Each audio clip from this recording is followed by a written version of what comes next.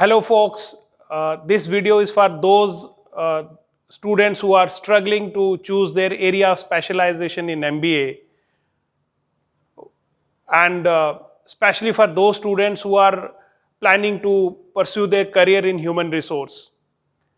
So they must have certain confusions, they must have certain queries in their mind. What are the jobs available in the market for MBA freshers, MBA HR freshers? What exactly they have to do in their MBA so that they can get a good job? Is it a wise decision to go for a job without completing your MBA? What is the importance of theories in MBA? Is MBA all about practicality, or do you need good academic concepts? So, how much importance they can give to academic concepts? What kind of internship they can do so that they can get a good job? So, I am introducing Mr. Shekhar. He is a HR professional with 2 decades of experience in human resource. I am putting some question to him, and I am sure this video will help you to resolve your queries and questions. There are a lot of students who are confused about their area of specialization. MBA students, they are confused about their area of specialization. And my question to Mr. Shekhar is, what factor one should consider before choosing HR as their area of specialization? So, Sorabh, it depends what is your graduation background, subsequently which B school you're studying in. Depending on kind of B school you will have campus placements and the kind of roles you will be offered. But if we talk about mass B schools, there are majority 4-5 specializations. Sales, I will not call marketing, because 99.99% it is sales roles which are offered to the students. Some kind of system IT related roles. Finance roles, practically those are the finance roles. These are mostly the selling of financial product in BFSI sector or some NBFC sector and all that. And then you have HR roles also. So when these are the 4-5 specializations which you get broadly in a mass or you can say the majority of the B schools or MBA schools and all that. Now, if you do not have any technical background, then it will be very difficult for you to fetch a good job and sustain a job with growth in IT or system or technology sector if you're just relying on MBA systems or MBA IT program. Coming to finance, the larger qualitative roles go to people from a specialist financial background like BCom, Ecom, along with the CA, ICW, a similar kind of professional with the CFA and those. So until unless you are confusing with the financial sales role with a finance role, the chances of again you getting good role along with the growth and sustainability is quietly limited, or the percentage of the success is lesser compared to this. Coming to again sales and marketing, if you see sales and marketing, a lot of people mistake, but technically marketing is different from sales, and a lot of companies are hiring, will hire, do hire sales guys, practically foot soldier for direct sales or frontline sales or retail sales, whatever you call it. You will find very rare profiles coming in a operation side where manufacturing ambient, because these roles generally goes for engineering students who are already doing some production and operation roles. Now when I say I'm making a clear distinguish between top tier B schools versus rest, and I'm talking the rest because top tier 1 has a lot of strategy, consulting, operations, business analyst, financial, those kind of roles. So we are not talking about that, and they have some experience at the table along with the previous education which is relevant to that fact. Now coming to HR, there is a myth that a lot of it is a job for females. That's not true, and that myth is somewhere is multiplied or amplified by wrong advices from professors or sometime college faculties.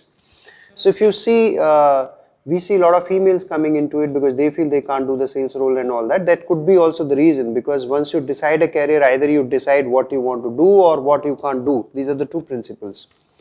So this is where, if you see, HR, like any other profession, there are some basic prerequisites like good soft skills, good interpersonal skills, human understanding and all that, but I feel fundamentally these are the skills required in every role and job.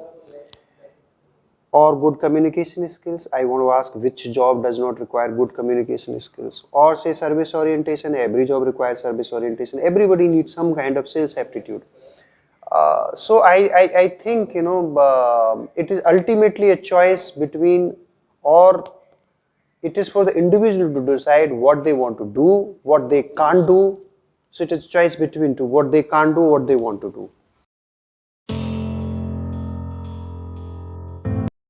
So most of the students, they have one thing in their mind, that even if they want to go into HR, they want to become HR journalist. So most of the faculty member, teachers, and management, they don't have any idea about the sub-verticals of HR. So can you please give us some idea about what are the various sub-verticals in HR? First of all, as any specialization of functions evolve over a period of time with the decades, and the management functions are also evolving with the time. I fundamentally believe that there is nothing called HR generalist as of now. Whatever is left over, it will also kind of will subside in the future. It is the era of specialization, some strong specializations, along with some overall I will say that person has to have some specialization in one particular portfolio, a larger understanding of the group.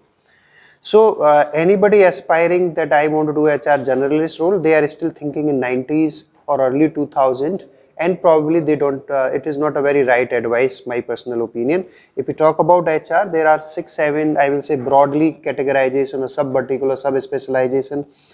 It may start with HR business partner, which is earlier you can say somewhere close to employee relations. These are the people who do onboarding to exit kind of life cycle management of the employee. Then there is a HR operations, typically for back-end activities, nowadays even PF compliance, offer management, documentation, all those things come into that. Then there is a HRIS, very, very limited role. There is no growth path as of now.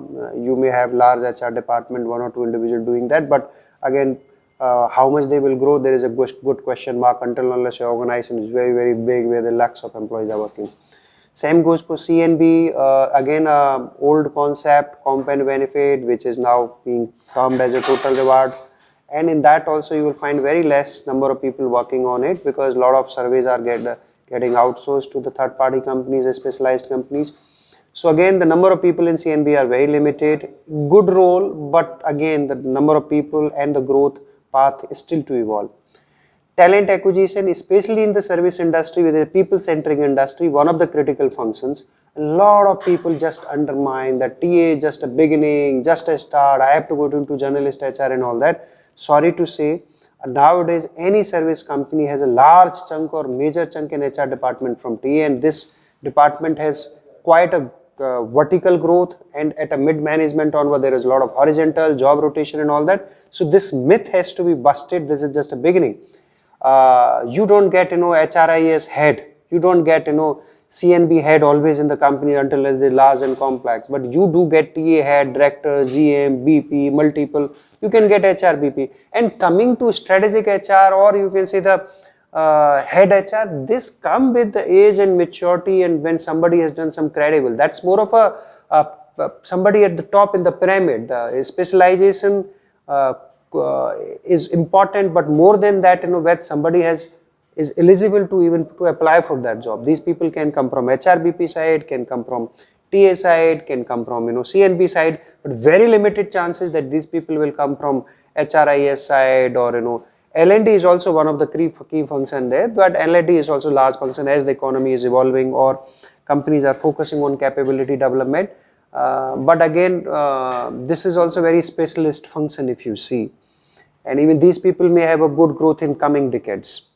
So when we are talking about sub-functions of HR, predominant functions are talent acquisition, HR business partners, learning and development, what we call it capability development, total reward program, a lot of people call that CNB, compensation and benefit.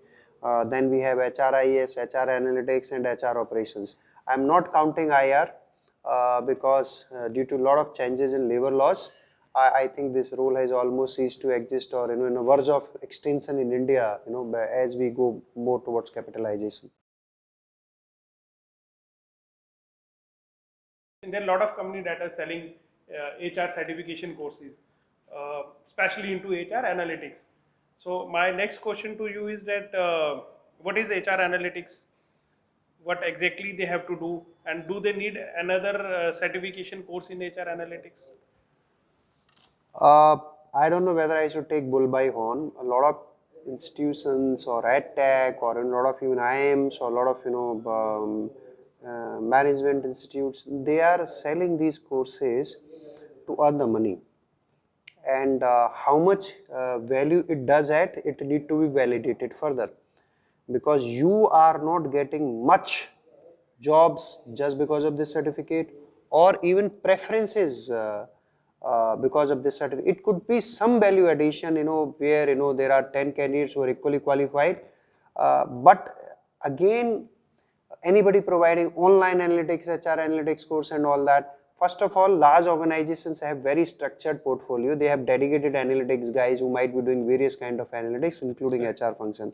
Then there are a lot of technology enabled platforms like SAP, Oracle, or any other success factor, etc. If you talk about even medium size and or a small time organization where the HR analytics can be useful, then ultimately that alone cannot get you the victory when it is coming for long-term career. And I know that a lot of consulting advisory firm have dedicated people on workforce analytics or HR analytics, organization analytics, but these are applicable to fairly large organizations, companies with thousands of employees and all that. Now, so one need to understand, you are trying to upgrade a skill, what is the usage it will bring? Is it a complementary skill? If complementary skill, how much complementary it is? Or it is just that you want to upgrade your skill, somebody guided you, somebody sold it to you, then you are doing. If it is not coming practice, if you are not seeing this scope that next 2-3 years you will be doing it, then these are very hands-on skills. Once you forget, you forget. So you have to build from scratch.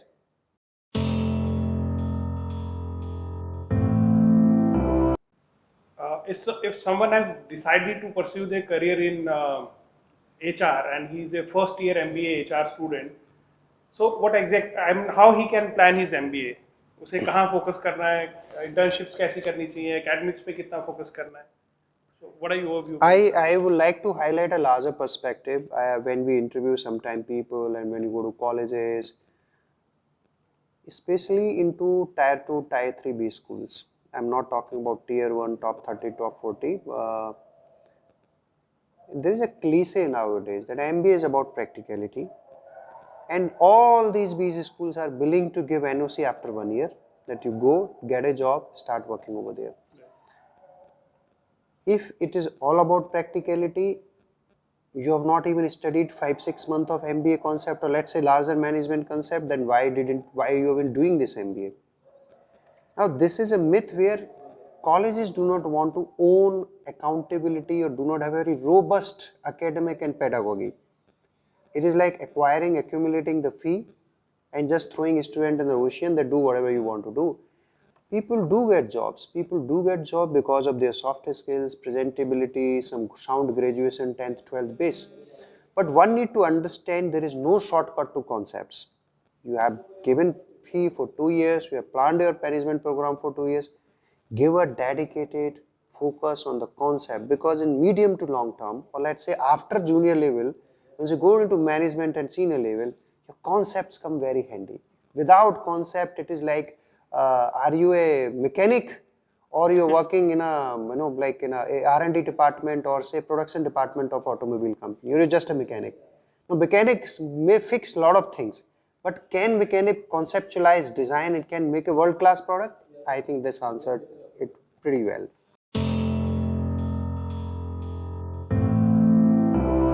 what kind of the jobs are available for MBA HR freshers in the market? I think all kinds of jobs are available. I again see a lot of myth that I will get into talent acquisition, recruiting, and this is a stepping stone for other jobs. That's again I will bulldoze this myth. If companies look for HRBP employee relation, they do hire freshers and they hire at early level. So goes for talent acquisition, so goes for HR operations, or even for L&D. At least these four functions are pretty clear. Even HRA analytics. So anybody thinking, so I want to get into HRBP, let me begin with the TA, vice versa, it doesn't work out like that way. All options are over.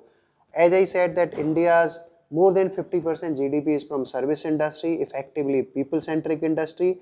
Then of course in these companies HR department is big, and in that big HR department there is a bigger TA team.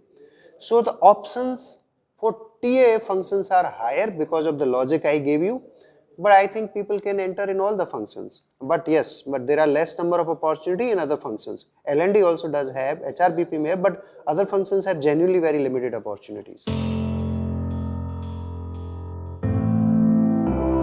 So, as you said that there is a trend in Indian education system, especially for MBA student. I mean, their college can give them the NOC and they can start job after 1 year. So, do you think it is a good idea to have 1 year of classes and then go for job after 1 year? So Sorabh, you see that, as I said that when somebody is going for any management program, there has to be objective.